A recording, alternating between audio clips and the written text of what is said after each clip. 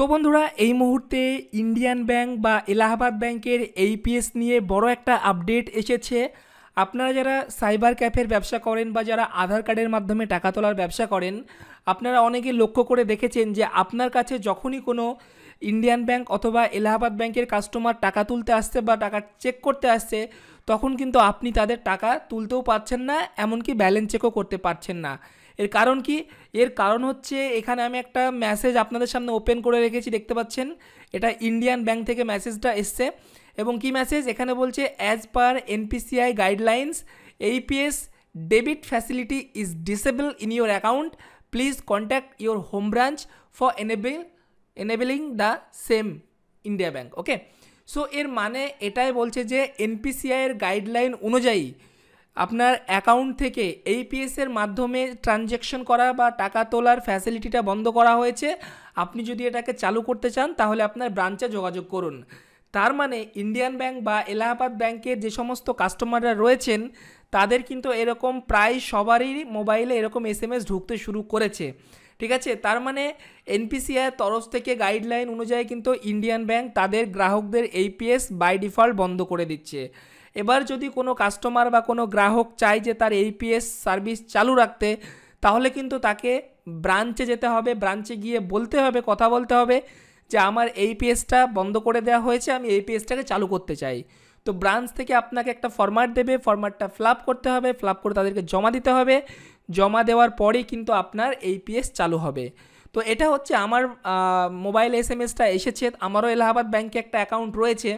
তো চলুন অনলাইন একটা ট্রানজ্যাকশন করে দেখি এলাহাবাদ ব্যাংকে ট্রানজ্যাকশন করতে দিচ্ছে কি দিচ্ছে না, নাকি এরকমই সবাইকে মেসেজ পাঠালো, আদৌ কি এইপিএস ফ্যাসিলিটি বন্ধ করেছে। তো চলুন আমরা চেক করছি এলাহাবাদ ব্যাংকের এইপিএস হচ্ছে কি হচ্ছে না। তো এর জন্য আমাদেরকে যেতে হবে কোথায়, যে কোনো একটা এইপিএস পোর্টালে। তো আমি একটা এইপিএস পোর্টাল খুলে নিচ্ছি। তো আমি মূলত এখানে দেখতে পাচ্ছেন ব্যাংকিট পোর্টাল খুলে নিয়েছি। ব্যাংকিট পোর্টাল খুলে এখানে এইপিএসের মধ্যে যাচ্ছি। তো এখান থেকে আমি আমার নিজের অ্যাকাউন্টটা চেক করে দেখব সো ট্রানজ্যাকশন হচ্ছে কি না। তার আগে আমার কম্পিউটারে ফিঙ্গারপ্রিন্ট ডিভাইসটা কানেক্ট করতে হবে। সো এখানে প্রথমে বলছে আমি ব্যালেন্স ইনকোয়ারি করব। তো ব্যালেন্স ইনকোয়ারিতে ক্লিক করলাম। এরপর এখানে আমার মোবাইল নাম্বার দিয়ে দিচ্ছি। ওকে, এরপর এখানে ব্যাংক সিলেক্ট করব, এলাহাবাদ ব্যাংক। এখানে আধার নাম্বার দিব। এরপর এখানে বায়োমেট্রিক সিলেক্ট করব, আমার হচ্ছে মন্ত্রা। ঠিক আছে, এরপর জাস্ট ক্যাপচার অ্যান্ড সাবমিটে ক্লিক করলাম। ফিঙ্গারপ্রিন্টের লাইট জ্বললো, আঙুল রাখলাম। তো এখানে আমার ফিঙ্গারপ্রিন্ট হয়ে গেল, ক্যাপচার সাকসেসফুল। এবার হচ্ছে আসল জিনিস দেখা যাক। এই দেখুন বন্ধুরা, এখানে আমার ট্রানজ্যাকশন হলো না, এখানে বলছে অ্যাকাউন্ট নট অ্যাভেলেবেল। তো এইরকম যাদের যাদের প্রবলেম আসছে, বিশেষ করে ইন্ডিয়ান ব্যাংকের কাস্টমারদের যে অ্যাকাউন্ট নট অ্যাভেলেবেল বলে, তো বুঝে যাবেন সেই সমস্ত কাস্টমারের এইপিএস ব্যাংক থেকেই বন্ধ করে দেওয়া হয়েছে। ব্যাংকিট পোর্টালে তো হলো না। আপনারা অনেকেই বলতে পারেন যে আপনার পোর্টালে প্রবলেম থাকতে পারে। তো আমি এখানে ওপেন করে নিয়েছি স্পাইস মানি। তো স্পাইস মানিতে এসে এখান থেকেও আমি ব্যালেন্স ইনকোয়ারি করব এলাহাবাদ ব্যাংকের। সিলেক্ট করলাম, এখানে আধার নাম্বার দিয়ে দিচ্ছি।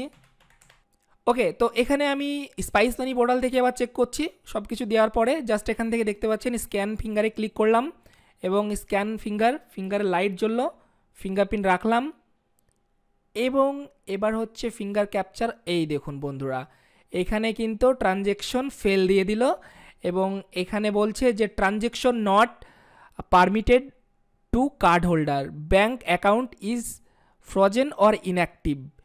তো স্পাইস মানিতে আবার এখানে অন্যরকম ইরোদ দিচ্ছে, মানে আপনার অ্যাকাউন্টটা বলছে ফ্রিজ আছে না হয়তো ইনঅ্যাক্টিভ আছে।